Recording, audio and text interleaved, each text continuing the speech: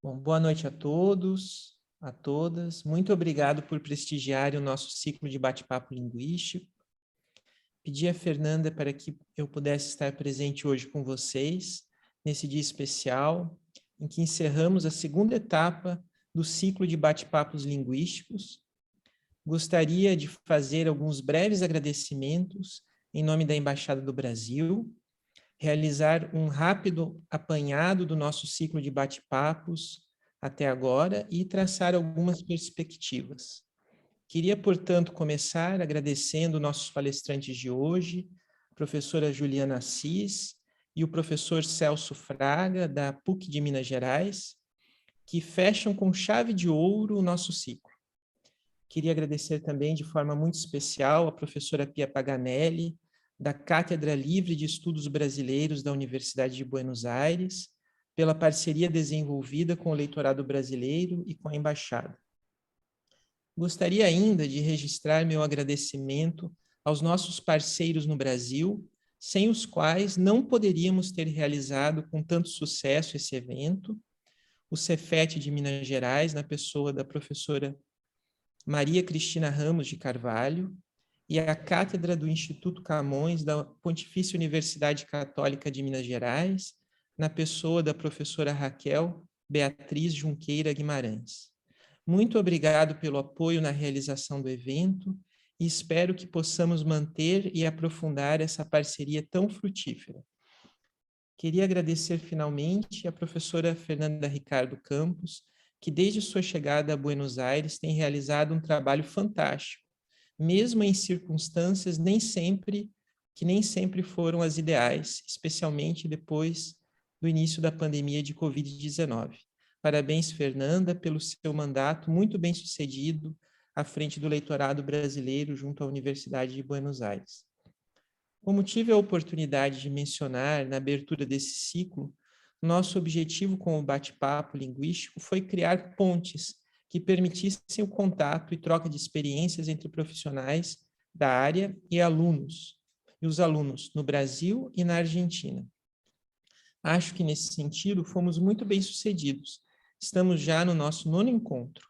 Começamos no ano passado com o professor Leandro Diniz, cuja exposição tive a oportunidade de acompanhar e que gerou muito interesse nos participantes. Seguimos com mais 3 encontros no segundo semestre de 2021, igualmente bem-sucedidos, que foram protagonizados, respectivamente, pelas professoras Alcione Gonçalves, Rafaela Pascoal Coelho e Natália Tossati.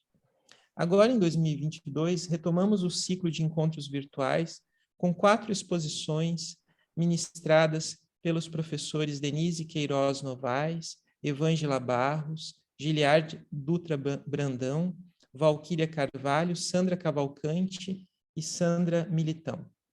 Nosso ciclo teve até agora uma repercussão acima do esperado, com mais de 400 inscrições de diversas localidades da Argentina, como Buenos Aires, Chaco, Córdoba, Entre Rios, Jujuy, La Pampa, Misiones, Rosário, Santa Fé e Tucumã, o que nos enche de satisfação. Os bate-papos linguísticos atingiram também professores e estudantes de outros países, como Brasil, Equador, Uruguai e Paraguai. Esse sucesso nos animou a realizar uma 3ª etapa, cujo foco principal será nos professores da Argentina e em suas experiências. A professora Fernanda passará mais informações a esse respeito, mas queria desde já deixar nosso convite a que todos participem, não só assistindo, mas também apresentando seus trabalhos e suas experiências. Com o objetivo de realizar o registro do ciclo, as palestras ficarão todas disponíveis na internet. A Fernanda passará os links para vocês. Convido a todos a assistirem às palestras anteriores. Além disso, realizaremos em breve a publicação de livros virtuais, com os temas abordados nos encontros e que ficarão disponíveis gratuitamente nas redes do leitorado e da Embaixada. Essas seriam, então, as breves considerações que gostaria de fazer. Queria desejar a todos uma excelente jornada e passo a palavra para a professora Fernanda. Muito obrigado. Obrigada, conselheiro Jorge Tavares, que sem o apoio, né, do setor educacional da Embaixada do Brasil em Buenos Aires, não teríamos realizado, eu acredito que nenhum evento do leitorado. Então, assim, eu acho que o sucesso do leitorado brasileiro na UBA, aqui na Argentina, se deve também ao apoio do conselheiro do setor educacional, ao apoio também do Centro Cultural Brasil-Argentina, e assim, eu sou muito feliz com todos os eventos que nós conseguimos realizar e com essa parceria. E, bom, eu não vou me estender, eu vou falar no final, deixar, né, na hora dos comentários, perguntas, considerações finais aí, e falar também da terceira edição. Eu gostaria agora de apresentar os nossos convidados de hoje, que eu acho que, como o conselheiro Jorge já comentou, fechamos com chave de ouro. Eu acredito que o tema hoje ele tem uma relação muito... já ia falar em espanhol, desculpa. Tem uma relação muito estreita com o evento em si, eu acredito. Né? Então, hoje nós temos a presença da professora Juliana Assis, do professor Celso Fraga. Eles vão apresentar para a gente a palestra Ensinar e Aprender uma Segunda Língua, reflexões sobre o papel de representações sociais. E em que, né, vão oferecer aí contribuições para as práticas de ensino-aprendizagem do português como segunda língua e refletir sobre representações sociais dos aprendizes acerca da aprendizagem de línguas estrangeiras e seus potenciais impactos no processo em curso.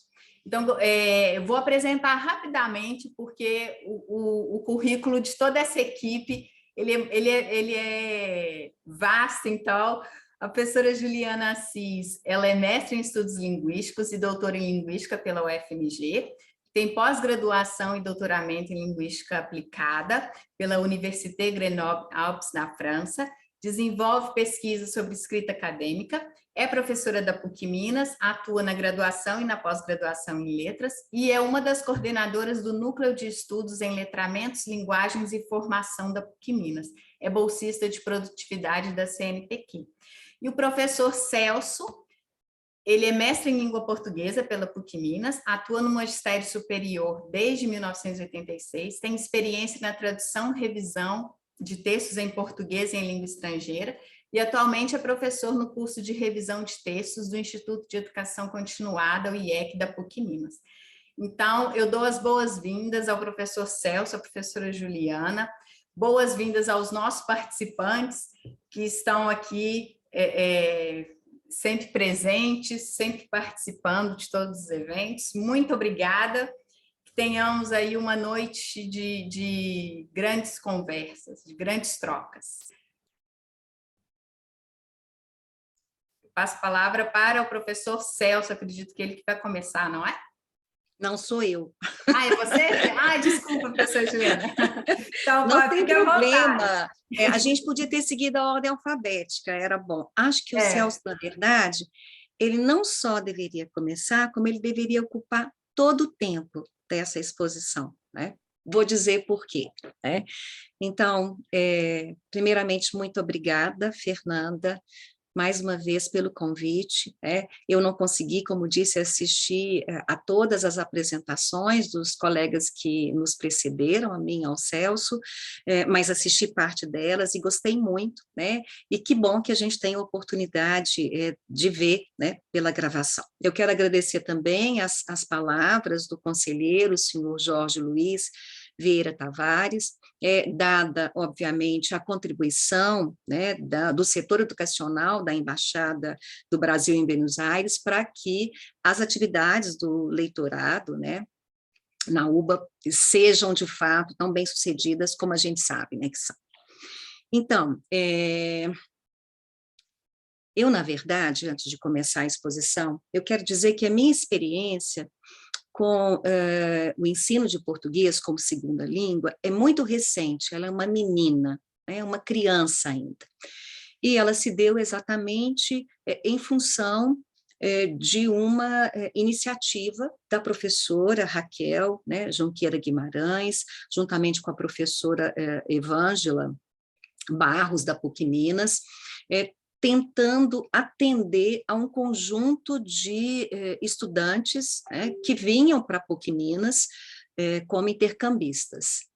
E há no nosso grupo alguns professores que têm formação em ensino de língua estrangeira, mas a minha formação é uma formação para ensino de língua materna, né? Minha experiência com a língua estrangeira é como aprendiz. E é como aprendiz que nesses últimos 5 anos, né, data de 5 anos, o início, né, dessa trajetória, é que eu comecei, junto com o grupo, a trilhar esse caminho e tenho aprendido muito com vocês. Então, não é uma palestra, é um bate-papo, né, sobre coisas que a gente tem pensado, que tem estudado, e o Celso, né, que me acompanha, felizmente, como um parceiro também de estudos, é sim, ao contrário, alguém que tem experiência tem uma formação, né, com ensino de língua estrangeira e experiência com a análise e produção de material, agora mais especificamente de português para francófonos, e também com a experiência de ensino de língua portuguesa, não exatamente com elaboração de material, com alemães. Então, eu vou começar aqui a apresentação, a gente dividiu esse momento. Eu quero agradecer a presença de pessoas que aqui estão, já vi, estou com vergonha. Tanta gente reservou esse tempo para estar aqui, e eu tenho mesmo que agradecer, espero que possa ser uma noite que contribua. Então, eu vou abrir aqui, a gente já testou e vai funcionar, né? Espero. Os slides, ok. Vocês estão vendo, não estão? Ok. Sim, tá certo.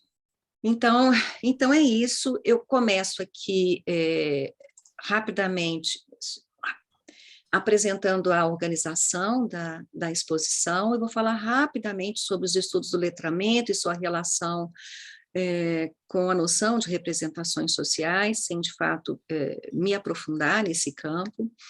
Nós vamos mostrar o resultado de uma pequena enquete que Celso e eu fizemos, organizando, exatamente projetando, né, coletar determinados valores, né, presentes, né, no ideário, né, de estudantes de graduação sobre o que seja aprender uma língua estrangeira, né.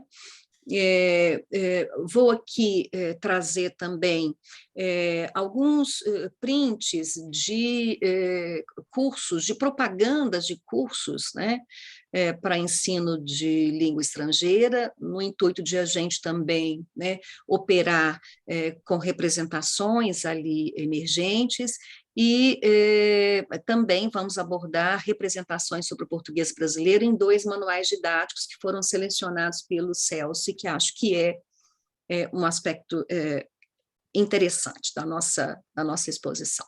Bom, eu disse que não vou me alongar relativamente àquilo que embasa essa reflexão, mas a ideia é de fato uma defesa, né, uma defesa que é realizada em vários estudos que se dedicam a pensar as questões relativas ao ensino, né, de leitura e de escrita, né, e muitos deles relativamente às práticas específicas de letramento acadêmico, e em função disso é que eu estou propondo essa articulação forte, ou as contribuições que pensamos sejam fortes, entre a teoria das representações sociais, construída aí a partir das contribuições trazidas da psicologia social, né, em que temos o Moscovitch como um grande nome, mas há 2 autores que nos interessam, que são o Abric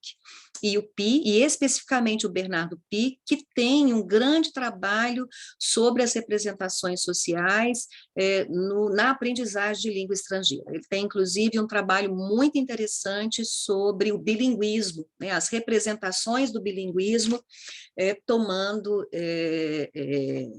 o campo da Suíça, sobretudo, como um campo de investigação. Bom, E, em função disso, né, o que nós estamos defendendo aqui é que, quando se pensa, né, em práticas de letramento, em qualquer campo isso vai acontecer, sejam elas formais ou não, a concepção de que partimos é de que não há prática de letramento que se dê de forma neutra, né? Elas estão sempre atravessadas, né, por valores, né, por crenças, né, por ideais, né? Acho que a gente podia usar aqui diferentes expressões que caracterizassem alguma coisa que, obviamente, nos indiciaria algo do campo da impossibilidade da neutralidade, né? Não há nenhum projeto de ensino que seja neutro, né? Assim como não há nenhuma atividade de pesquisa, né, que se pense neutra no sentido de uma isenção em relação àquilo que são valores do campo, pressões do campo, né? Enfim, né, que não sejam, portanto, atravessadas por aspectos que constituem, né, a nossa condição de seres, né, convocados e existentes aí na história. E é em função dessas percepções que vai se dizer que os processos de letramento são orientados por representações sociais, né? E sejam essas representações dos aprendizes, sejam essas representações também materializadas nos materiais didáticos, nos textos que ali se apresentam, nas ilustrações, né, que se desenham, né, o que se escolhe para ilustrar, que natureza de texto que se convoca, a gente está sempre mostrando algo que não apenas é uma descrição linguística, né, vamos dizer assim, daquele idioma que se apresenta, o que se quer ensinar.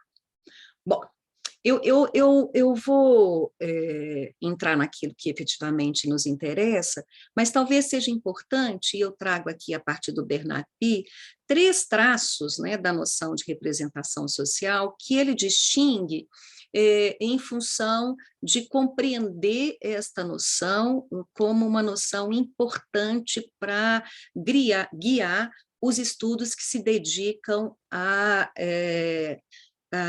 examinar os processos de ensino-aprendizagem, né? E não importa aí qual seja o campo. O primeiro deles, e aí reitero, né, são expressões que estão lá no estudo desse autor, né, nesse autor suíço, ele vai caracterizar a representação social como uma espécie de uma microteoria que é simples e econômica, aplicável imediatamente, e que é destinada a interpretar bem rapidamente um conjunto indefinido de fenômenos percebidos como aparentes, né? Uma espécie de linkagem, né, que se realiza, né, operando ou traduzindo algo que é novo a partir dessa microteoria, né, um conjunto lá de preconcebidos. Um outro aspecto que nos interessa é que uma representação social, ela existe no e pelo discurso, ela circula no discurso, ela emerge no discurso. E é exatamente por meio das práticas discursivas que elas vão poder também se modificar, que elas vão se confrontar umas às outras e se transmitir. E, por fim, uma representação social é difundida e circula em um grupo social. E a sua difusão e sua circulação não significam necessariamente que todos os seus membros a ela adiram, né? Até porque a gente não pode pensar, a gente precisa pensar um grupo social sempre numa constituição heterogênea, né? Então, a marca da heterogeneidade, ela nos interessa aqui para pensar esta questão tanto da consolidação como também das possibilidades de mudança. Eu sigo avançando, né, ao próximo ponto, né, para encaminhar para aquilo que eu acho que seja mais importante na nossa discussão, que é exatamente a exposição que o Celso vai fazer, que é o resultado de uma pequena enquete que nós elaboramos, e aí, vejam, quero que fique bem claro, talvez a gente usou um instrumento, né, que foram 4 questões apresentadas a estudantes de graduação de diferentes cursos da universidade, né, da PUC Minas. Foi um convite para uma enquete, e já dizendo a eles que estávamos trabalhando exatamente numa reflexão sobre o ensino de língua estrangeira, e a ideia era um pouco projetar estudantes que tivessem uma nacionalidade argentina, né? Embora a gente estivesse dirigindo a brasileiros, a gente construiu uma cena, né, tentando, a partir disso, focalizar determinadas representações, valores, ideias, né, que esses estudantes traziam, né, sobre a aprendizagem de língua estrangeira. E o nosso foco era exatamente entender em que medida, né, nesse cenário em que se focaliza, né, a possibilidade de um argentino aprender uma segunda língua, né, que língua seria essa focalizada, né, e nós listamos ali várias línguas, e por que eles selecionariam essa língua e não outra. Bom, e foi assim que nós fizemos deixamos rodar esse instrumento. Então, hoje a gente conversando, Celso e eu, acho que gostaríamos de dar a esse instrumento uma outra organização, né, no sentido de fato, nos possibilitar a apreensão de um conjunto de reflexões mais consistentes, robustas, né, sobre a natureza da questão que nos interessa. Mas ainda assim, né, nós trouxemos para vocês esses resultados. Então, nós enviamos este questionário a alunos de uma disciplina da PUC, é uma disciplina online. Nessa disciplina estão matriculados alunos de diferentes cursos da universidade, de todas as áreas de conhecimento. Esse mapeamento aqui não tem. O convite foi feito a eles por meio de 6 professores, e num total de cerca de 750 alunos, algo assim, a gente obteve 98 respostas. Tá? A primeira pergunta era essa: imagine que você nasceu na Argentina e que, portanto, fala espanhol como língua nativa. Nessa condição, qual seria a língua estrangeira que você acharia mais relevante aprender? Assinale apenas uma língua. E a gente colocou ali o português, né, pensando exatamente, né, como uma língua. Primeiro, é a língua que nos interessa, e é a língua que está aqui, né, na América, né, do Sul. Alemão, francês, inglês, português, japonês. Vocês viram aqui, o inglês de fato dominou, né? O alemão foi escolhido minoritariamente, tal como o francês e o inglês. As justificativas dos estudantes, aqui a gente trouxe, condensando, né, informações que ali aparecem, mas elas de fato, apontam para alguma coisa que a gente já conhece, né? Essas justificativas, elas estão, né, ligadas, portanto, a um discurso, né, que traz, né, a força de uma língua e também a força de culturas, né? Língua universal, língua global, é a língua mais falada no mundo, né?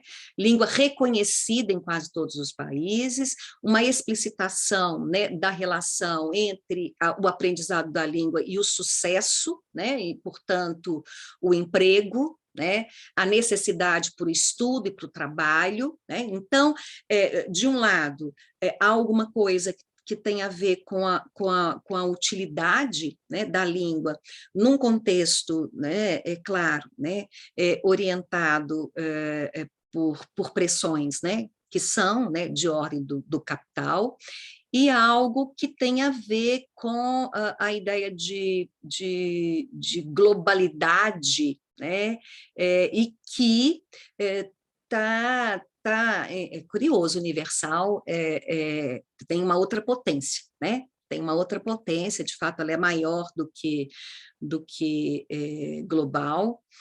A língua mais falada no mundo, eu acho que a gente tinha que entender o que significa, de fato, essa hipérbole, né? Pensando mesmo em contingentes de pessoas, né, relativamente ao mundo, mas é alguma coisa que a gente conhece e conhece bem, né? As justificativas para o aprendizado do alemão e do francês, elas são de outra ordem, né? É alguma coisa ligada à cultura, né? Então, tem algo que é a beleza da língua, né? O francês, né? A cultura aparece, seja para o alemão, para o francês, mas ela não aparece para o inglês, né? Vocês vejam que são outros os valores aqui traduzidos, e houve, sim, uma única resposta, né, que foi para o português, ligada exatamente à língua de fronteira, né, a possibilidade, de fato, de ter contato com um grupo que está próximo a nós, né. Nós achamos muito curiosa essa resposta que apareceu, e que estava um pouco ligada à nossa vontade de aprender a percepção desse grupo. É claro, gente, né, a gente criou um cenário, nós não estamos falando, né, com argentinos, né, a ideia era um pouco quase que confirmar alguma coisa que a gente pensava já conhecia. Para você, o que é mais importante no aprendizado de uma língua estrangeira, isso aqui, essas formulações, elas foram retiradas de um material em que se apresenta, né, para alunos, né, não todas elas, né, mas qualidades que dizem respeito a um curso de língua estrangeira. Então, vejam que aqui as duas coisas que dominam são não ter medo ou vergonha de errar ao falar, né, talvez isso talvez esteja muito ligado ao ethos do brasileiro, relativamente aí à aprendizagem de segunda língua, mas é alguma coisa que eu digo aqui de forma muito intuitiva, e ter um vocabulário amplo, né, é a segunda escolha. É curioso, porque ter uma pronúncia muito próxima, quase igual à de um nativo, né, isso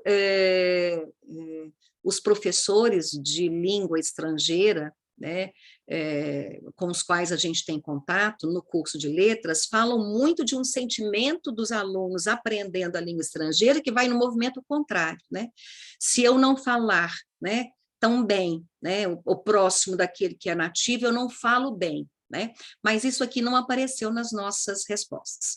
E, por fim, a atitude do professor, que, seu ponto de vista, mais contribui para o aprendizado de uma língua estrangeira. Aqui aparece estimular a fala do aluno em sala, o que parece também articulado, aquilo que se apresenta antes, e investir em atividades de compreensão oral escrita. A gente não teve resposta para ensinar regras gramaticais, né? Ela não apareceu, e corrigir sempre a pronúncia do aluno, né, que parece coerente com a resposta que a gente teve anterior, que era, na realidade, embora na realidade os professores digam o contrário, né, e que se almeja, sim, uma pronúncia muito próxima da nativa, isso não apareceu nos nossos dados. E, para fechar, né, passando aí a palavra para o Celso, uma outra coisa que nós coletamos foram imagens, né, do ensino de língua estrangeira em cursos que são oferecidos pela internet, em imagens, né, em que se apresentam ligadas a isso na internet. E eu vou mostrar aqui 3, tá? E que tem a ver com o que é aprender uma língua estrangeira. É essa a ideia, né? A primeira delas, né, a gente fez uma seleção, porque, na verdade, estamos trazendo aqui algo que se reitera, né, nessas imagens, né? E aqui do Open English, uma proposta, né, bastante conhecida, né, mas nesse enunciado já são 15 anos transformando vidas através do inglês. A gente traz, sim, essa memória, né, de um discurso que apareceu lá naquelas respostas anteriores, como alguma coisa ligada ao sucesso, né, a possibilidade de você ter um emprego, bom emprego. Então, essa transformação de vidas através do inglês como um valor para o curso, mas é um valor também para o idioma, aparece aqui muito fortemente marcada. neste outro curso, né, a gente tem um outro aspecto aqui dessa realidade do ensino, né, que talvez fosse interessante, né, a gente focalizar, um movimento que é um movimento de contrapalavra que aqui se apresenta, né, e que tem a ver com algo que a realidade efetiva, né, de aprender uma língua estrangeira, a gente não entrou ainda no português, nós vamos entrar daqui a pouquinho, né? A realidade efetiva de aprender uma língua estrangeira, ela se desenha, né, muitas vezes com dificuldades, né, para os alunos, né? Até porque os métodos, eles, de modo geral, potencializam um ideal de aluno, né? Um ideal de aluno, uma compreensão, né, vamos dizer assim, bastante cristalizada de aluno, e a gente sabe que os interesses, as necessidades, relativamente, né, ao trabalho com uma língua estrangeira, eles são variados. E aqui há uma coisa que é da rapidez, né? A rapidez, ela vem mesmo como uma contrapalavra a algo que é a percepção de uma realidade, né? E talvez também essa rapidez ela se contraponha, né, a um ideal de como seja aprender ou de como seja falar, né? E a uma compreensão de que na verdade, né, se estabelece quase que uma hierarquia, né, no sentido de que aquela língua que eu aprendo é uma língua que se apresenta, né, e sobretudo aqui o inglês, com um valor, né, com um valor cultural, né, social, histórico, maior do que tem aquela minha língua nativa, a minha língua materna, né? E nesse sentido, né, chegar a esse ideal, né, de aprendizagem, né, a esse falar, né, bem, né, a ser reconhecido como alguém que é potente, né, exatamente porque domina aquela língua, né, reconhecer isso é algo que frustra, né, muitos de seus estudantes. Então, aqui alguma coisa que vem com aprender de verdade, né, aprender rapidamente e que conversa um pouco com experiências que são essas de fazer um curso, né, durante anos e ter uma performance que está aquém, né, dessa representação do que seja falar uma língua estrangeira, né, ainda, né, que a gente se coloque aí na condição de estrangeiro. Bom, eu vou... e, por fim, essa última imagem, né, que está ligada a um blog, né, de alguém que se desenha, né, como um professor de língua estrangeira, né, e a gente tem de novo, né, esse par que é a rapidez do aprendizado e funcionar, né?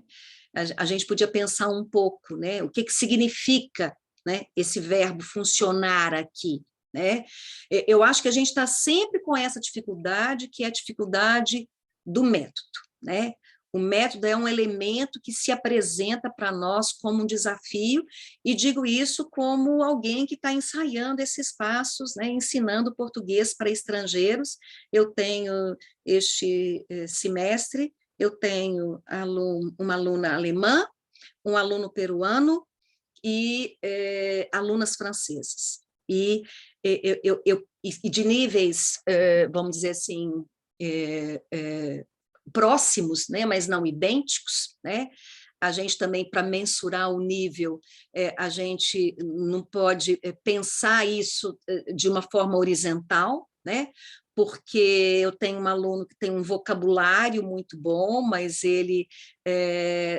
o desafio para ele é exatamente as estruturas sintáticas, né? Há aquele aluno que só consegue abrir a boca se eu sou essa, se ele tem formulada a estrutura de forma que, de fato, represente aquilo que ele pensa que ele é, né? Então, eu fico me perguntando muito, né, o que é, de fato, né, um método que possibilite, né, essas duas coisas, né, rapidez e essa funcionalidade, quando a gente pensa o nível, não, é a nossa sugestão, não numa perspectiva, portanto, horizontal, né? Então, esse é o primeiro momento da nossa conversa, a gente vai passar para o segundo momento, sem que a gente extrapole aqui o nosso tempo. Eu vou passar os slides para o Celso, tá bom, Celso? E você me diz para trocar quando você quiser, ok?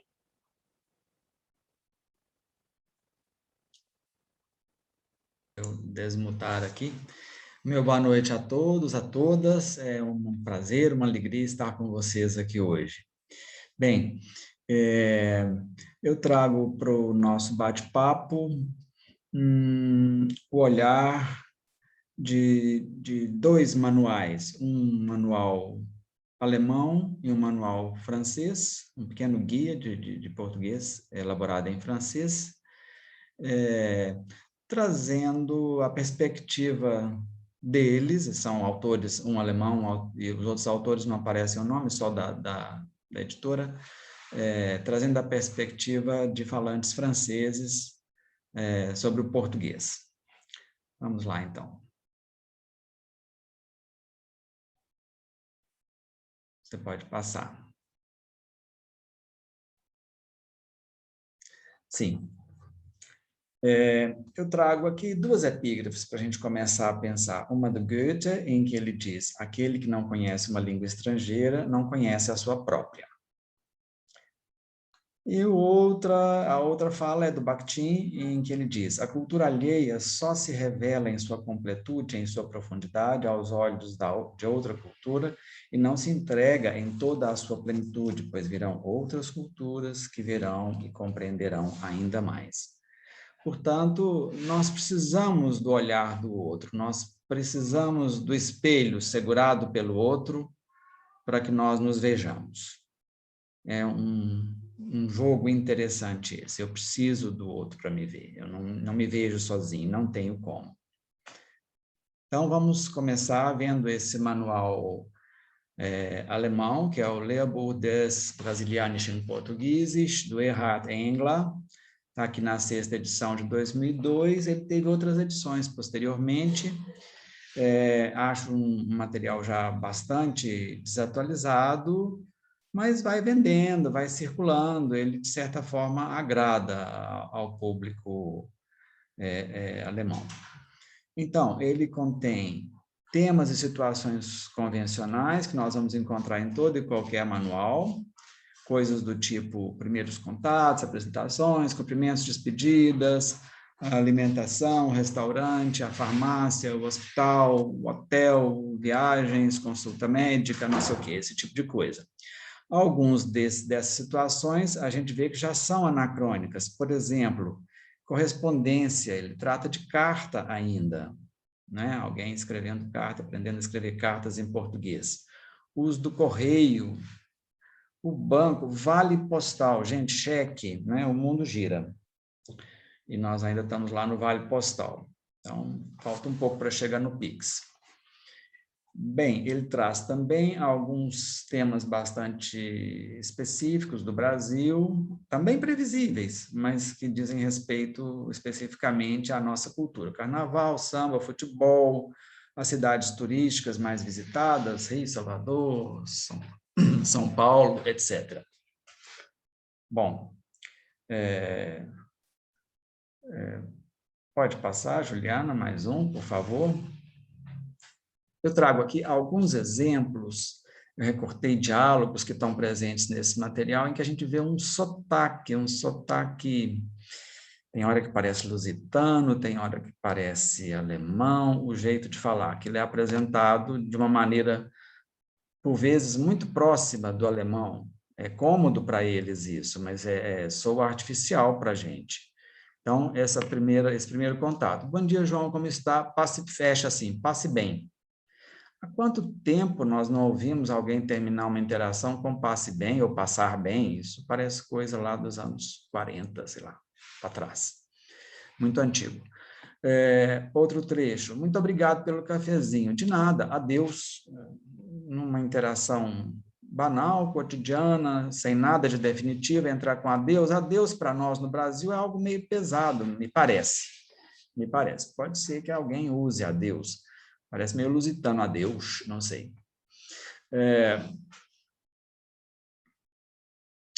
Alguns imperativos também. Imperativo é sempre um problema, não é, gente, para falar em português, porque nós temos duas formas, duas modalidades de imperativo, vamos dizer assim. E o livro traz esse tipo de coisa. Desculpe, senhor, não entendi bem. Repita, por favor. Tudo bem, é português, mas parece pouco coloquial, não é? Numa sala de aula, numa certa altura, o aluno diz para um colega: homem, o professor diz que agora falamos português. Não sei se é disso que está dizendo, que estamos falando, não me lembro o contexto, mas de qualquer forma, homem, não vejo esse tipo de vocativo em português brasileiro, nesse momento, pelo menos. Pode ter havido. Vamos lá. Ainda, seguindo esses exemplos, nós temos aqui: e o que recomenda o senhor doutor? Em vez de o que o senhor recomenda? Seria talvez mais usual. Então, o verbo está lá na segunda posição, como em alemão. O senhor doutor é um vocativo estranho. Enfim, tudo isso vai me causando estranhamentos à medida que eu vou lendo. O emprego do verbo haver aqui me parece muito artificial também. Há somente um remédio eficaz. E termina com boas melhoras. Para completar, nós temos uma mesóclise numa interação pai-filho. Então, o pai diz para o filho: você merece uma boa surra, diz o pai. E, em vez disso, cometo sempre o mesmo erro. Enviar-lhe-ei mais um vale postal. Bom, isso existe no português em determinada instância, em determinadas esferas. Pode ser que os textos normativos ainda empreguem mesóclise, mas a gente sabe que essa construção aqui é absolutamente inusual, né? E o material ensina isso lá para o falante de alemão. E também uma ênclise numa interação marido-mulher que me parece bastante artificial. Dê-me a toalha, por favor, estou com frio. Né? Trata-se de uma interação entre marido e mulher. Muito bem. Podemos avançar. Então, eu fiquei pensando em prós e contras. Se por um lado isso parece muito estranho, muito decalcado da outra língua, isso falseia o português brasileiro, né? Esse registro é artificial, mecânico.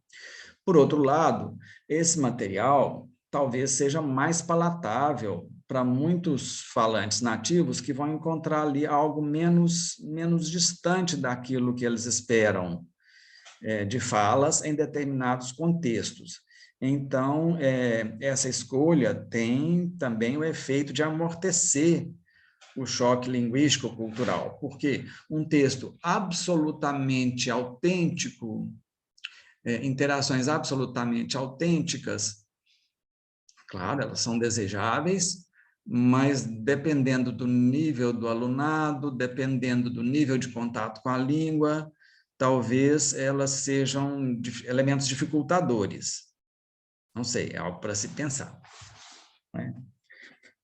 O material vende, agrada, né? Ou vinha vendendo, agradando, não sei como é hoje mais. Podemos passar. Agora, a visão que o material traz sobre a cultura brasileira e também embutida nela a visão da língua. Então, uma delas é o futebol. os brasileiros são apresentados como futebol maníacos. Eu deixei aqui os meus comentários entre colchetes. O diálogo é o seguinte: é sócio de algum clube? Sim, sou sócio de um clube de futebol porque sou aficionado fanático de futebol. Eu também. Passo todos os fins de semana nos campos de futebol, grifei. Então, nos veremos amanhã no estádio Magalhães Pinto. Com certeza, estou lá. São os brasileiros, somos nós, não é? E como bebem esses brasileiros? Então, está lá, numa certa altura, explicando o que acontece. Depois do trabalho, Arnaldo vai com 4 colegas a um botequim, bebe 14 cervejas e 5 cachaças e fala sem parar sobre o baixo nível do atual campeonato de futebol. Os brasileiros são assim. Bom, a rivalidade entre o Rio de Janeiro e São Paulo também é delineada nesse material, e, de certa forma, a gente vê por trás de Rio e São Paulo as posições da colônia e da metrópole. Então, um carioca diz,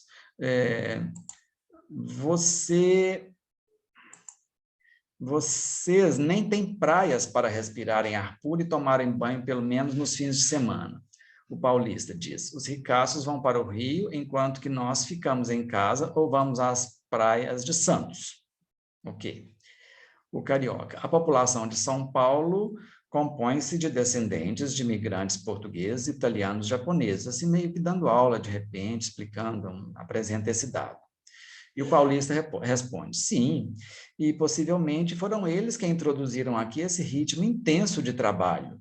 O problema é que está escondendo aqui a minha tela, deixa eu ver se eu consigo ler. Seja como for, em todo caso, os cariocas trabalham devagarinho e vocês vendem os nossos produtos, não é? O carioca gosta da vida e trabalha com gosto. O paulista, em contraposição, leva tudo a sério, é mais trabalhador e mais pontual. Então, vocês entenderam como é o Brasil, né? Tem lá São Paulo, talvez possamos incluir um pouco do Sul, e o Rio e o Nordeste, né? Que gostam da vida, mas trabalham com gosto, diz ele. Tá bom, ok. Mais um. Então, nesse material, 2 Brasis são delineados. O Brasil dos imigrantes, que fica centrado em São Paulo, e um Brasil que nós poderíamos chamar de brasileiro, carioca, ele é sempre no Rio de Janeiro. Ele é preguiçoso, ele é malandro, não leva nada a sério. Tá? Nós temos ainda uma descrição, por exemplo, do carnaval primorosa. As pessoas, numa certa altura do ano, elas entram numa espécie de transe e agitam seus corpos freneticamente durante 4 dias e gastam tudo o que tem e o que não tem em fantasias, e, ao final, elas voltam para casa pensando em como equilibrar o orçamento, porque já não tem mais dinheiro, foram irresponsáveis com o carnaval. Traz essas avaliações dessa natureza. É muito curioso. Mas, sim. Bom, agora a perspectiva do Guide de Conversation é um guia para franceses que vêm ao Brasil, ensina coisas básicas, ensina a língua de uma perspectiva bem pragmática. Então, é curioso o olhar deles sobre os brasileiros. Eles descrevem os brasileiros como pessoas muito amáveis, que estão sempre dispostas a indicar o caminho para a gente, a dar informações, mas tem lá uma ressalva: não deixe de se informar de novo no caminho, porque, frequentemente, eles lhe indicam um caminho do qual eles não têm certeza. Eu sei, vai por ali, mas, enfim, a pessoa vai embora e se perde. Então, essa pessoa talvez tenha passado por essa experiência. De todo modo, no guia, tanto no guia alemão quanto no francês, os alemães são apresentados como gentis, generosos, eles são muito amáveis, né? São cordiais. São pessoas cordiais, como nós sabemos que somos. Pronto. O tratamento.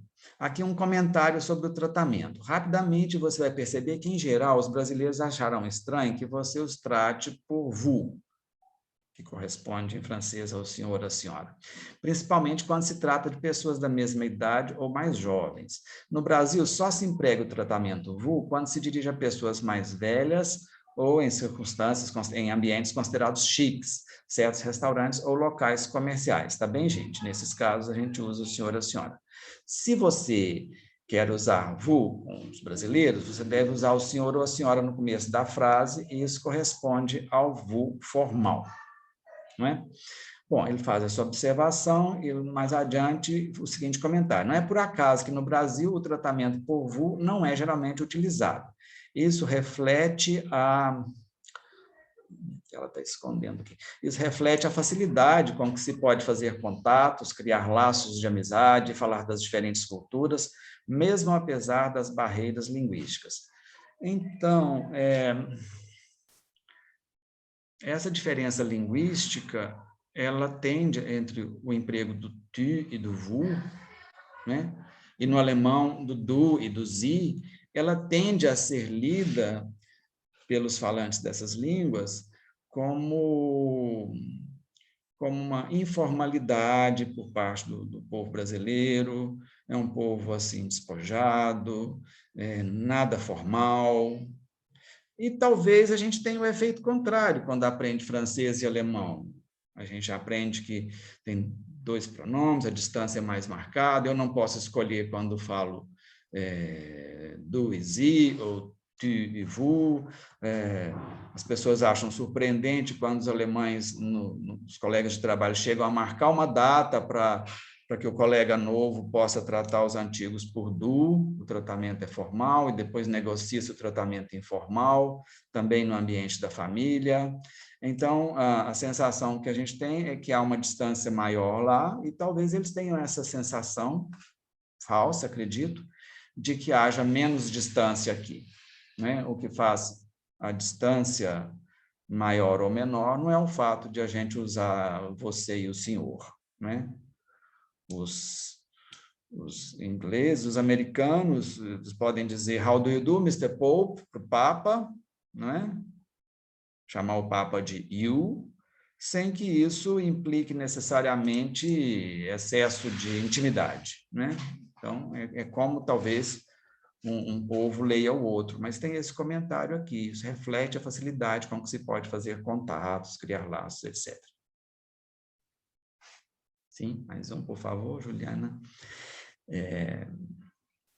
A linguagem do corpo. Nós temos aqui uma observação interessante. No Brasil, o contato físico não é necessariamente mal visto, tudo depende do contexto. Se você está em plena conversação entre amigos ou pessoas de sua idade, tocar-se no braço ou no ombro faz parte dos gestos possíveis. Por outro lado, tocar as pernas ou a mão pode provocar mal-entendidos. Os brasileiros frequentemente dão beijos no rosto quando são apresentados a alguém. Não todos, né?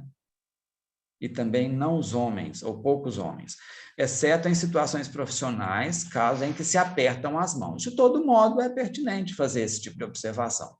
Os brasileiros fazem os mesmos movimentos com a cabeça que nós para dizerem sim ou não, mas, aí vem uma observação, para dizer não, pode-se também estalar a língua 2 vezes.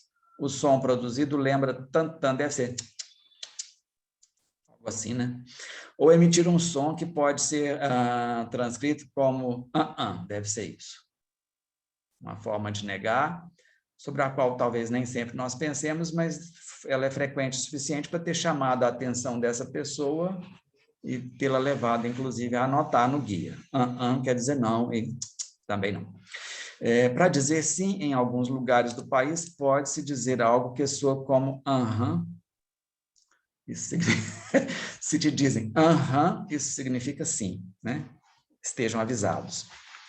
Ok, mais um. Então, para que nós pensemos a apresentação da cultura brasileira como um amontoado de festas, comidas, danças, locais turísticos, datas históricas, ela favorece a formação e a manutenção dos estereótipos. É claro que carnaval, samba, futebol, praia, feijoada, caipirinha, né? Não tem um manual de português para estrangeiros que não tenha caipirinha. Cerveja, etc. Se são coisas que não podem faltar, também não devem sobrar, não é? 14 cervejas, 5 cachaças, não é bem assim, né, gente? Muito bem. E para encerrar, sem fechar, eu gostaria de dizer que não há prática de letramento neutra. Não há ensino e aprendizagem fora de valores, ausente de avaliações axiológicas, o que nos leva a considerá-las tanto do ponto de vista do aprendiz, quanto do ponto de vista dos professores e dos materiais adotados. Bem, as referências. E o nosso muito obrigado.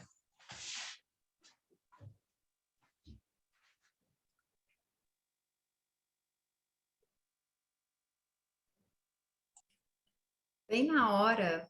Muito obrigada pela apresentação, professor Celso, professora Juliana.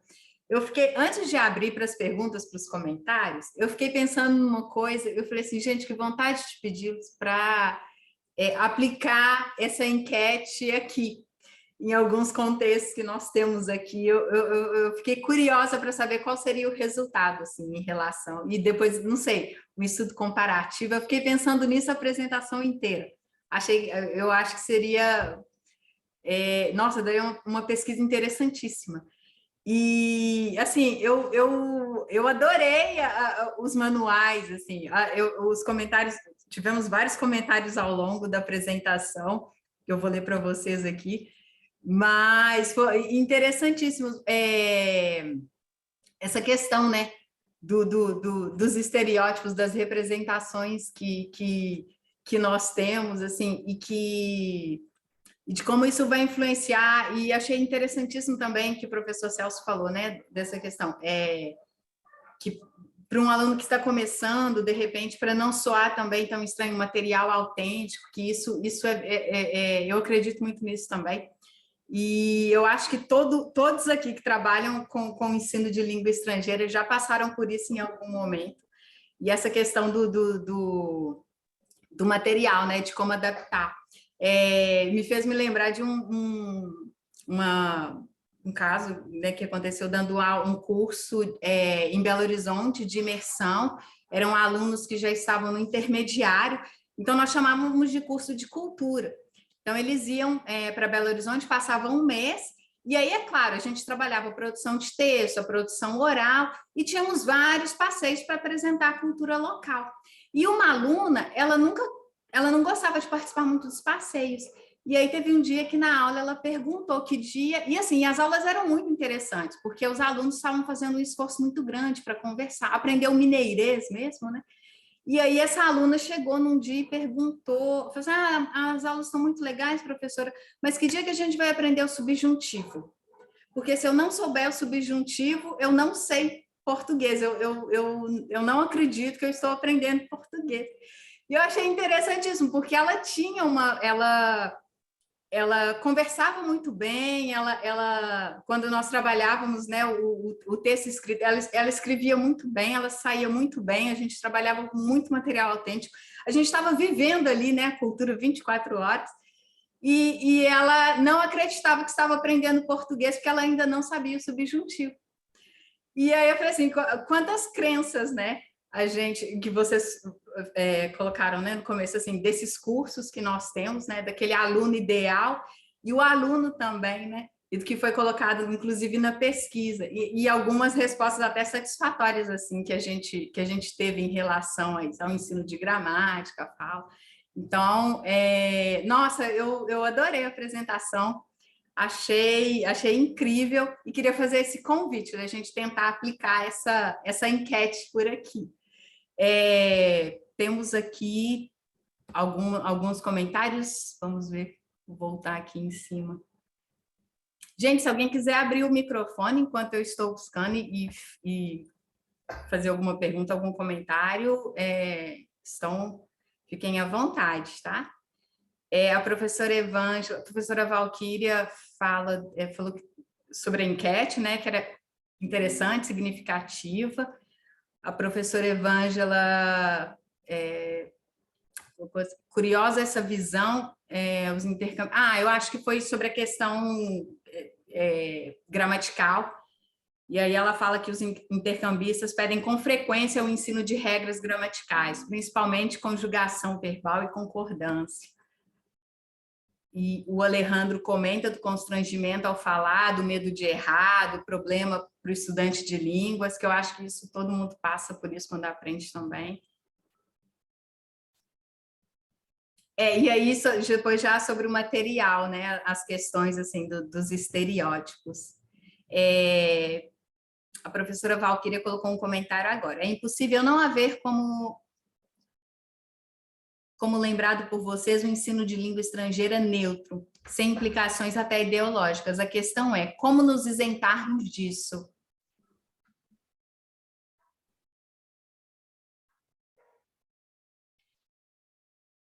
Professora Valquíria, quer perguntar pessoalmente?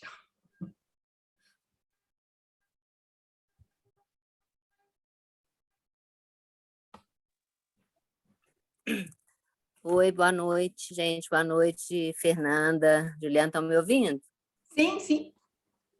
Eu estou com o celular aqui. Eu vou começar a dar aula daqui a pouco com o computador. Não, é essa questão mesmo, né? A gente sabe que essa questão ideológica ela está por trás, né? Do jeito da gente ensinar, até do material que a gente ensina, né? E até quando eu falei um pouco sobre bilinguismo na outra palestra aqui, né? Uma das coisas que ficam assim prementes é até quando a gente está ensinando, por exemplo, inglês, né? Como língua estrangeira que a gente ensina no Brasil. Até o tipo de material que você traz, você está passando alguma coisa, né? Se você só usa filmes de Hollywood, por exemplo, só usa literatura inglesa ou norte-americana, você continua mostrando a ideia do colonizador ainda, né? E como que a gente faz isso ao ensinar português como língua estrangeira? A gente sente aí nesses manuais que eles têm o toque do alemão, o toque do francês, coisas que são importantes para o alemão e para o francês, elas estão prementes aí, a gente consegue sentir isso aí, né? O que eles valorizam está presente aí nesses manuais, né? Mas será que não seria importante que nós, como profissionais, né, da área de português como língua estrangeira, que a gente não criasse materiais que mostrassem mais a nossa cultura do jeito que ela realmente é, né? Uma coisa mais do dia a dia, sabe? Eu fiquei assim, assustada com esse homem, não sei o que lá, coisa, como vocês falaram, pode ter sido da década de 40, podia ser uma gíria comum, talvez, né? Ou o tipo de tratamento usado, ou o tipo de verbo, ou usar mesóclise, por exemplo, numa conversa do dia a dia, para a gente é inaceitável. Você está passando para o aluno uma coisa que pode ser considerada pedante ainda, né? A pessoa usar uma mesóclise do nada, né? Então, foi só assim, vontade de perguntar, de conversar mais com vocês e saber o que vocês acham dessa coisa toda. Obrigada, gente. A menos que seja do Nordeste, né? Porque no Nordeste, por exemplo, no Maranhão, homem, né? Mas ele não seria homem. Né? Quer dizer, seria o regionalismo, isso precisaria ficar claro ali a partir do material, né? E a partir do contexto, para mostrar que seria uma variação, né? Regional. Acho que eu vou deixar o Celso responder. Eu queria, Valquíria, obrigada pelo seu comentário, mas eu queria dizer assim, que de fato a gente não está livre disso, né? Nem nos nossos materiais didáticos para português como língua materna, né? Eu acho que, claro, né, é impossível, né, de fato, um ensino que se desenhe neutro, mas isso não significa, né, um professor desatento aos efeitos, aos impactos, né, que esses materiais, né, podem provocar. né? Eu acho que assim como a gente tem criticado, por exemplo, materiais de ensino de português como língua materna, que ao tratar de um conteúdo que é, por exemplo, variação linguística, estão o tempo inteiro operando na fomentação, na preservação de estereótipos, né? Daquilo que é de maior valor ou menor valor. Então, eu acho que esse mesmo cuidado, eu penso que a gente deve ter em relação aos livros de ensino de português para língua estrangeira, mas acho que o Celso tem mais coisa para dizer do que eu. Celso.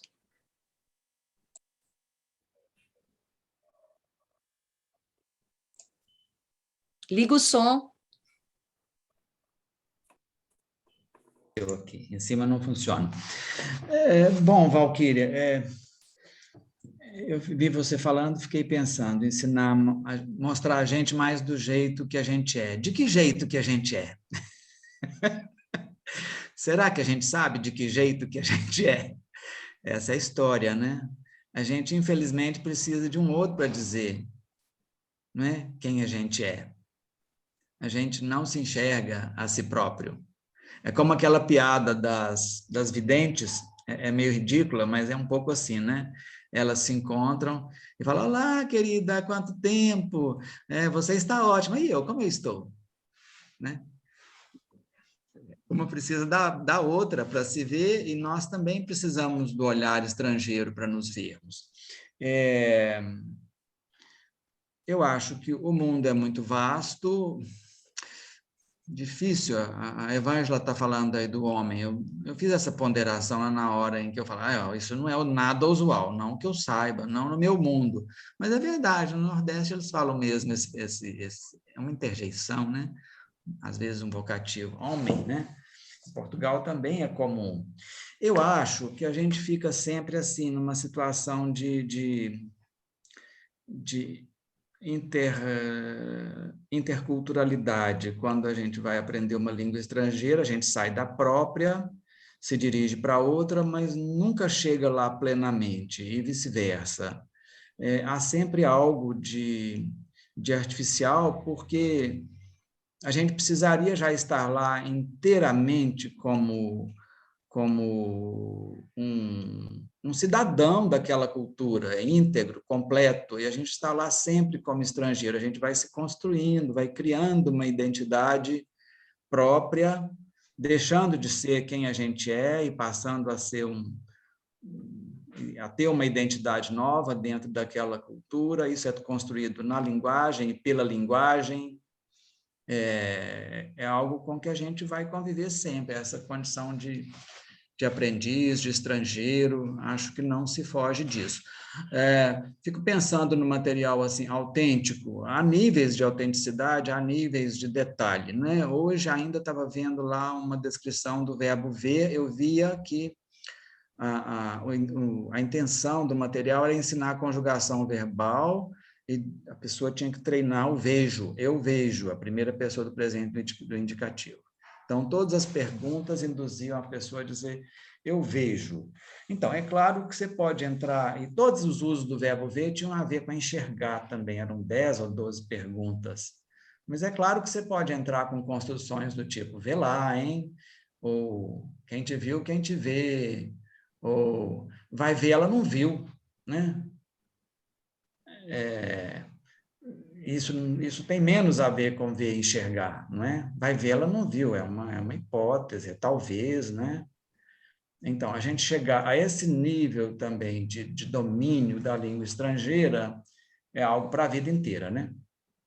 Você tem que viver para compreender a fraseologia, cada um desses usos diferentes, a propaganda do Bradesco, vai que, né? Vai que. Né? O que é isso? Né? Então, assim, eu acho que um pouco a gente acaba tendo de se conformar. É claro, a gente pode se aproximar mais ou menos, um pouco mais ou um pouco menos, do uso autêntico da linguagem naquela comunidade. Não é possível ficar como naquele material lá, é rançoso, né? Algo assim, que causa estranhamento, né? Mas chegar no uso efetivo da língua, acho, é um desejo, é uma meta. A professora Evângela levantou a mão, quer fazer uma pergunta? Essa questão do homem aí me veio à memória enquanto você estava falando. Eu estava rindo muito aqui, ainda bem que estava com o microfone, né, por causa das estruturas completamente, né, artificiais. Eu tive uma secretária, uma ajudante do Maranhão, e era muito engraçado que ela ia falar comigo: ô mulher, ô mulher, você tem que comprar não sei o quê, não sei o quê. E aí eu falava, sabe? Então, assim, foram 6 anos de convivência e era engraçadíssimo, porque o vocativo. E ela falava isso, é o homem, quando ela ia falar alguma coisa assim, às vezes ela falava para outra mulher e ele falava assim, rapaz, mas não sei o quê, não sei o quê. E era muito curiosa essa questão aí dos vocativos. E a questão da didatização, a gente vive fazendo recortes, né? Fazendo seleções. Nós precisamos ali, né? Tem um livro do Perrenot que ele fala de que estar na educação é sempre agir no momento, decidir na urgência, na emergência, alguma coisa desse tipo. Então, assim, muitas vezes a gente está imaginando um percurso, selecionou um material didático, um determinado tema, e chega em sala de aula e, como aconteceu 15 dias atrás, eu estava trabalhando com um texto de uma canção para fazer uma interpretação lá, uma coisa completamente diferente, e a menina falou assim, eu gostaria de trabalhar com conjugação verbal. Então, né, eu quero, é como a aluna mencionada pela Fernanda, se eu não aprender verbo subjuntivo, eu não aprendi. E é engraçado como que essa representação é curiosa, até entre nós. Eu me lembro que um período que eu estava muito tristonha, muito deprimida e tudo, e uma amiga minha, querendo me consolar, falou assim, mas eu não acredito, você não pode ficar deprimida. Você é a única pessoa que eu conheço que sabe conjugar todos os verbos do português.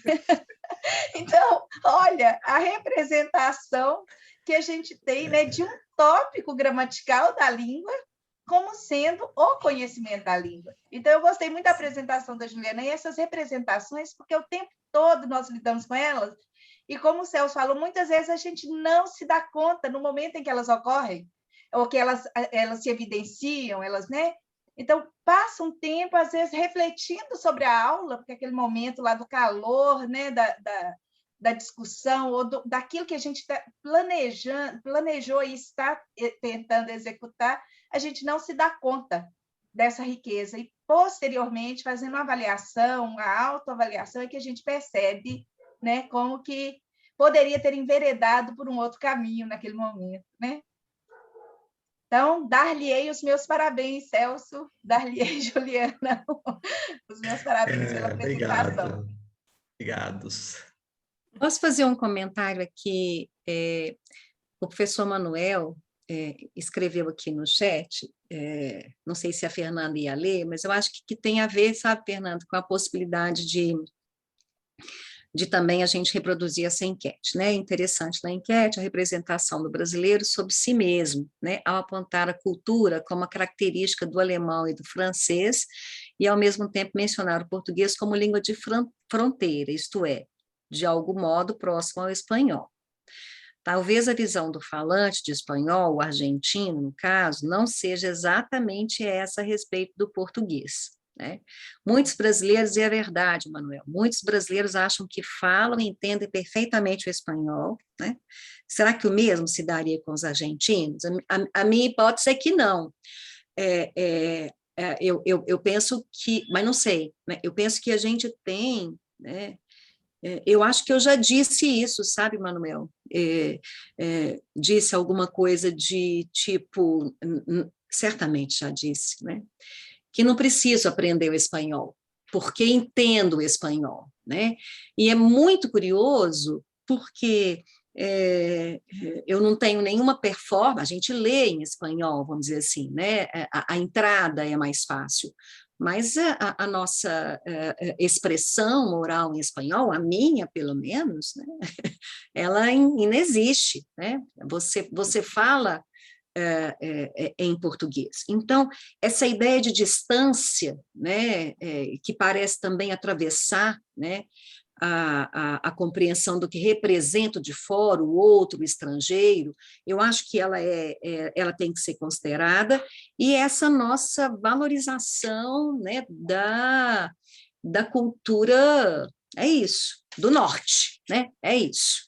Né, essa valorização daquilo que não somos, né, daquilo que não somos, mas não é qualquer não somos, né, é um outro já posto, né, como instância de poder, de valores, e eu penso que vale a pena a gente entender isso, assim, um pouco mais perto, e penso que seria interessante se a Fernanda quisesse tocar essa enquete aí também na Argentina. Então, uma certa,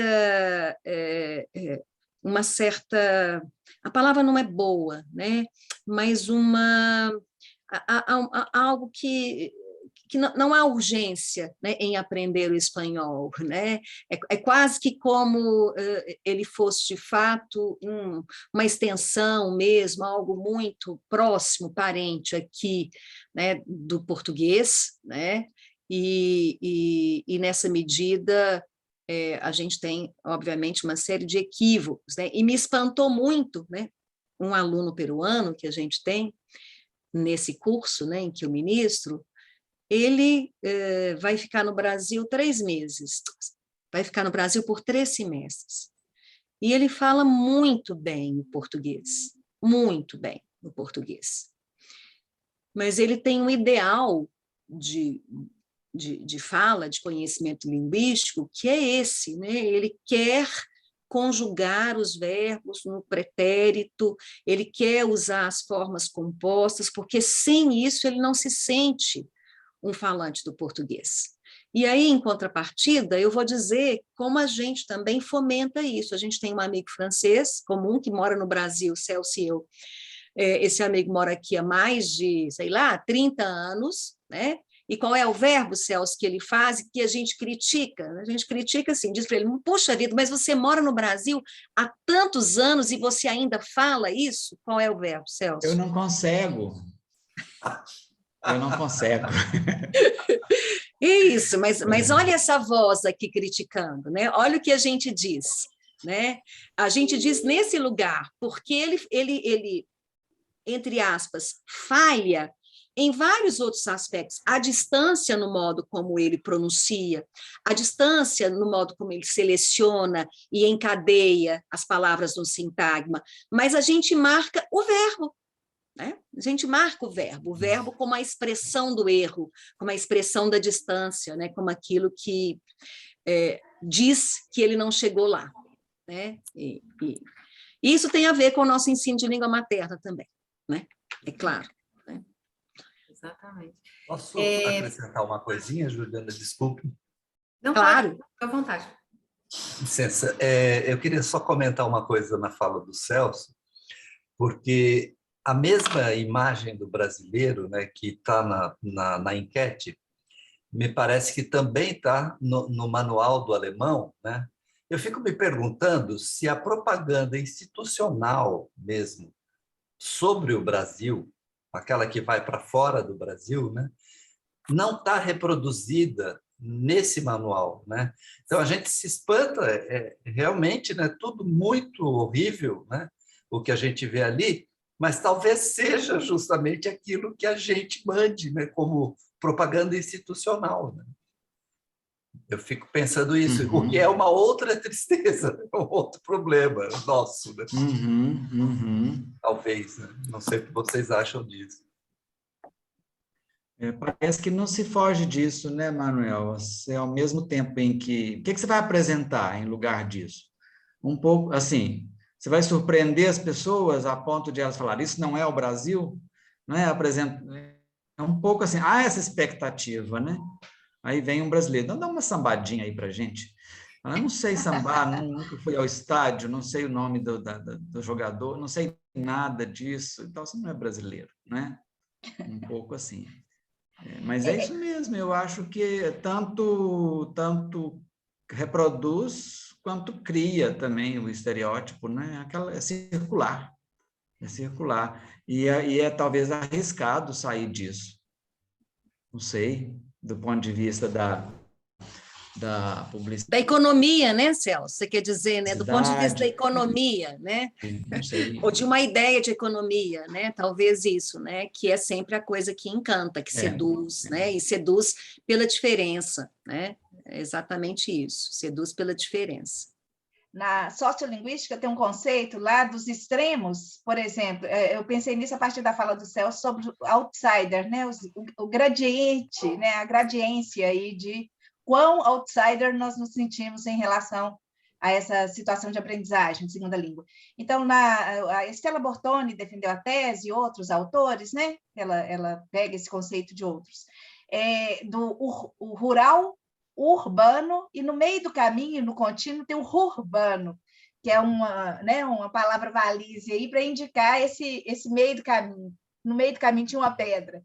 E me lembrei de uma amiga que fala inglês perfeitamente, tudo, e foi como intérprete de um empresário brasileiro para o Canadá.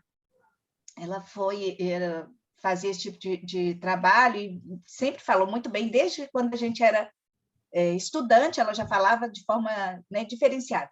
E lá, nesse papel, né, que ela estava desempenhando, veio um nativo e falou assim: você não é nativa. E ela ficou frustradíssima, porque ela achava que falava, e realmente ela falava muito bem, ela tinha morado no exterior e tudo. E ele falou: você não é nativa, de onde você é? Aí ela ficou toda frustrada e pergunta: mas eu sou do Brasil, mas como é que você percebeu e tudo? Na hora da hesitação, né? Em vez de hesitar de uma forma cultural, ela hesitou. Então, quer dizer, bastou orar e vigiar, e o tempo todo ela estava atenta, alerta, né? Numa coisa assim mínima, que é de quando a gente deixa de monitorar um pouquinho, né? Vem à tona aquilo que é identitário, né?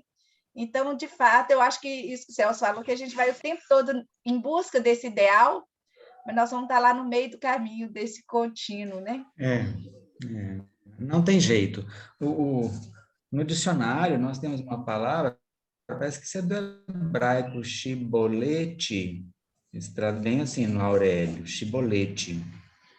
É uma palavra, tem uma referência bíblica a isso, era uma briga entre gibeonitas e efraimitas no Passo do Jordão, e numa situação de fronteira, eles eram convidados a pronunciar a palavra shibolet. Não sei como fala isso em hebraico, mas é com SH e tal.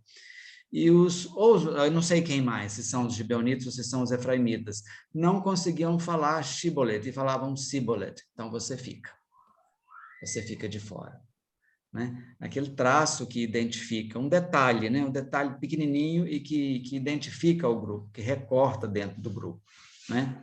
A perfeição é mesmo uma meta, não tem jeito. O nível pleno de proficiência não existe.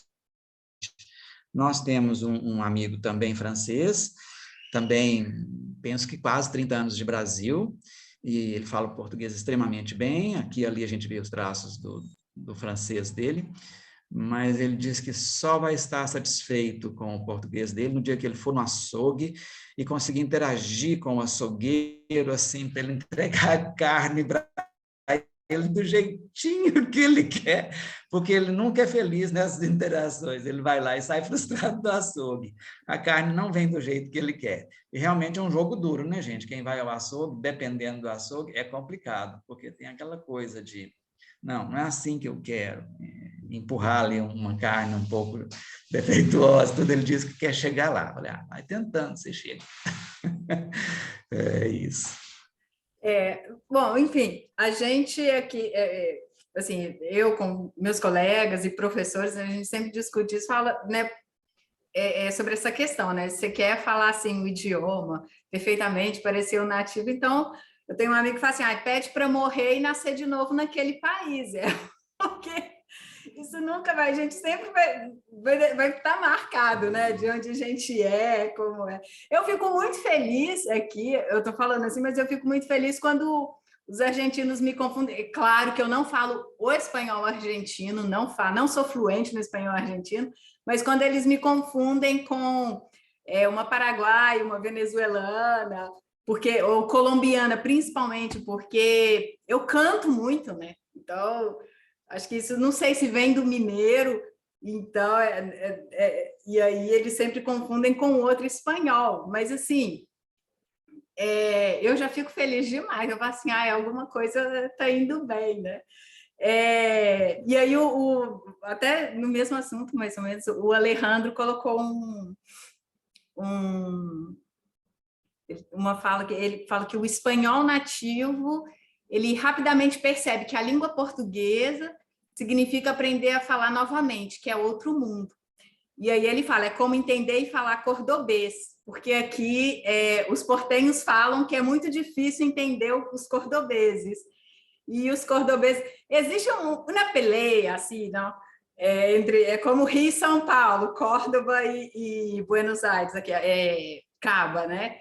Então, agora eu não sei de onde o Alejandro é, e ele está falando, mas eles falam, né, que os cordobeses, eles cantam muito também, tem uma tonada diferente, então, para entender essa questão, o espanhol ali, né?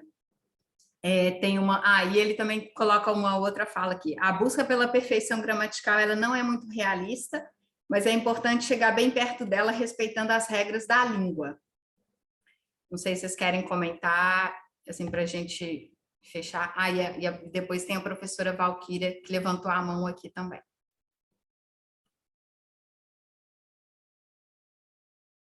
Celso, quer comentar?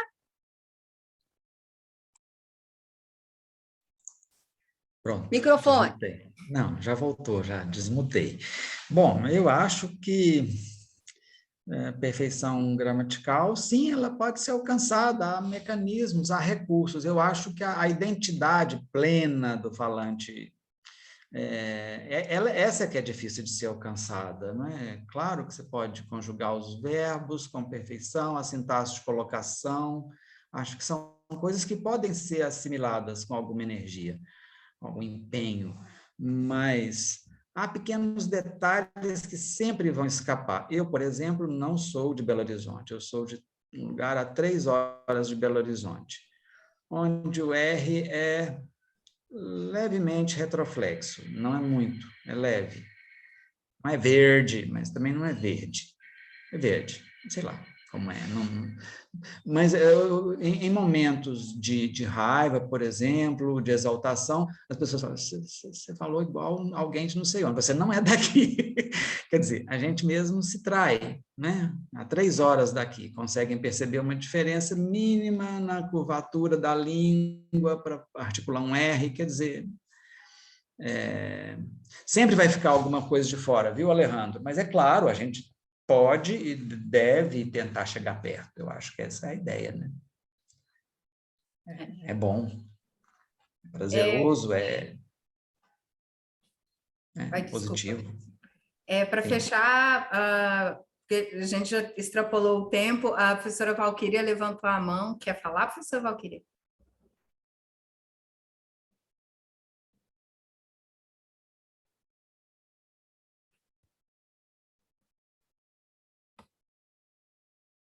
Gente, acho que ela saiu. Ela disse que tinha aula, lembra? Não, ela caiu e voltou.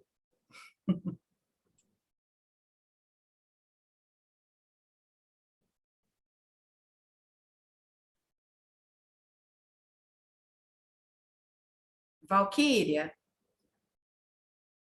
a gente vai fechar com a sua pergunta ou comentário, se você já estiver disponível para falar.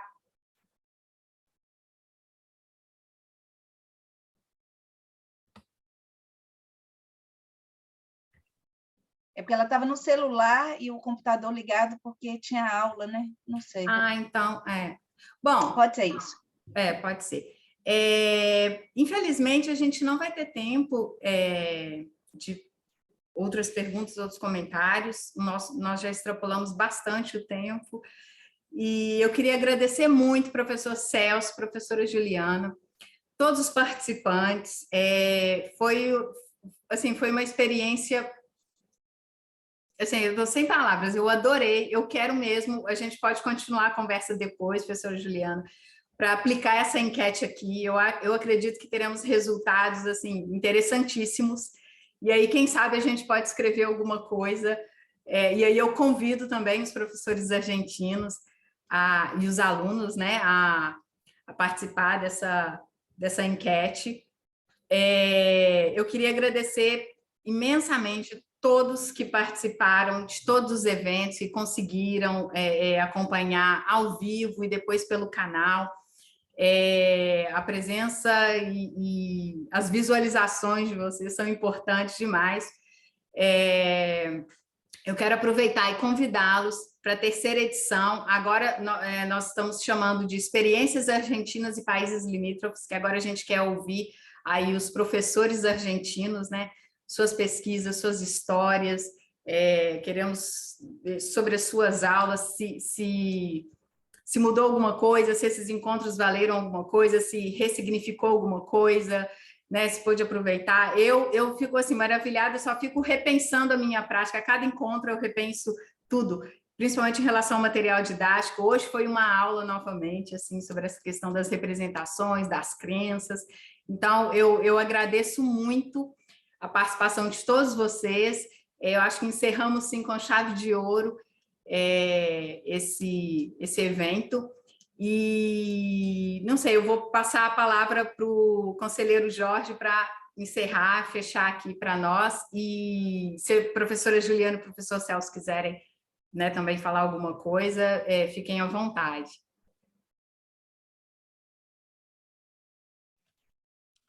Bom, queria agradecer novamente as exposições da professora Juliana, do professor Celso, foi muito interessante. Achei muito interessantes as provocações levantadas, tanto na questão da pesquisa, quanto na questão da discussão sobre os materiais didáticos. Na questão da pesquisa, eu também fiquei muito curioso para saber qual o resultado que a gente teria aqui na Argentina. Não sei se vocês sabem, a Embaixada ensina português aqui na Argentina desde 1954. E eu acho que esse é um esforço que faz muito sentido aqui, porque não só pelo fluxo turístico entre os dois países, que é muito, muito grande, mas também pelo fluxo comercial. Então, não é uma veleidade aprender português aqui na Argentina, na verdade é muito útil para muitas coisas. Então, eu teria curiosidade para ver que resultado teria essa pesquisa.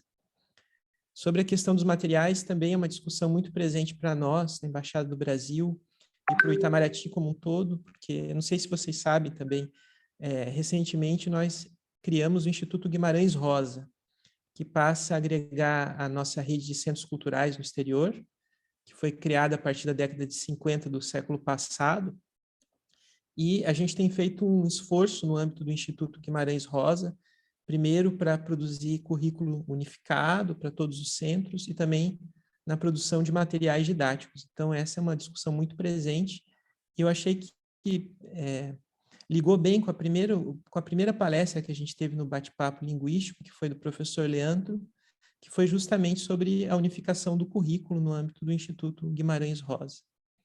Enfim, queria agradecer novamente a presença de todos e reiterar o meu convite, principalmente para os professores argentinos, para que participem da terceira etapa do bate-papo, porque eu acho que o bate-papo não é só a gente ouvir as contribuições que vêm do Brasil, mas também a gente ouvir a experiência deles, e é uma experiência muito rica, eles têm muita experiência no ensino de português como segunda língua, e eu acho que vai valer muito a pena essa terceira etapa.